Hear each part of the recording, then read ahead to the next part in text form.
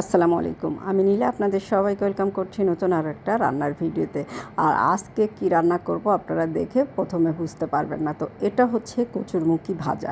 তো আজকে আমি কচুরমুখী ভাজা করব একটু অন্যরকম করে। তো কচুরমুখীটাকে আমি গোল গোল করে কেটে নিয়েছি। এখন কড়াইয়ে তেল দিয়ে তেল গরম হয়ে গেলে কচুরমুখীটা এর ভিতরে দিয়ে দিব। তো গোল গোল করে কচুরমুখী আমি কেটে যেটা নিয়েছি সেটা দিয়ে দিলাম। এখন এটাতে দিয়ে দিব কাঁচামরিচ, স্বাদমতো লবণ এবং হলুদ।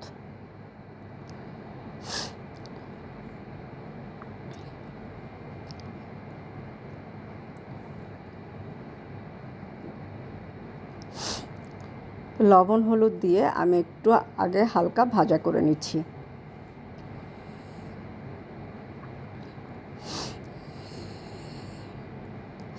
একটু নাল নাল হয়ে যায়, এই যে কচুরমুখী কাটার পরে আরও পানি দিয়ে ধোয়া হয়েছে। তো এটা কিন্তু ভাজতে ভাজতে এটা চলে যাবে। এখন আমি দিয়ে দিচ্ছি পেঁয়াজ কুচি, দিয়ে দিব কাঁচামরিচ,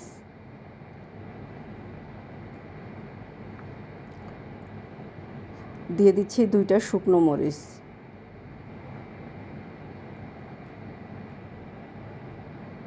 একটু জিরা বাটা, আদা বাটা এবং রসুন বাটা, হাফ চামচ করে দিচ্ছি সবই। একটু স্পাইসি স্পাইসি ভাজা হবে। দিয়ে দিচ্ছি কালি জিরা, দিয়ে এটাকে আরেকটু ভালো করে নাড়াচাড়া করে নিচ্ছি। মশলাটা ভাজা ভাজা করে নিয়ে এখন এটার ভিতরে পানি দিয়ে দিব।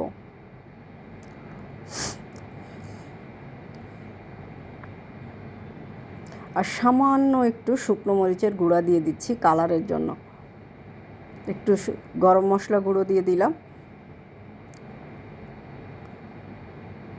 দিয়ে সামান্য একটু পানি দিয়ে এখন মশলাটার যেন কোনো গন্ধ না থাকে এই জন্য পানি দিয়ে একটু সুন্দর করে ভাজা ভাজা করে নিচ্ছি। আর ভাজতে ভাজতে পানিটাও শুকিয়ে যাবে আর একদম পোড়া পোড়া হয়ে যাবে। এভাবে আপনারা একটু মশলাটা আপনাদের পরিমাণ মতো দিতে পারেন, কে কতটুকু দিবেন।